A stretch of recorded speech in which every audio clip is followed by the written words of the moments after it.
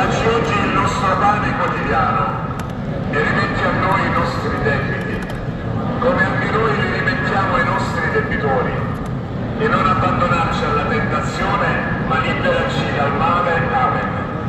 Padre Santo di ogni grazia e di ogni consolazione, ti chiediamo di accogliere tutte le preghiere che abbiamo nel nostro cuore, quelle già esaudite e le grazie che ti chiediamo in questo momento per mezzo di San Calogero, perché in questa giornata possiamo vivere nella serenità e nella pace l'incontro del nostro Santo con il suo popolo, per Cristo nostro Signore, e la benedizione di Dio Onnipotente per intercessione di San Calogero scenda su di voi, nel nome del Padre, del Figlio e dello Spirito Santo.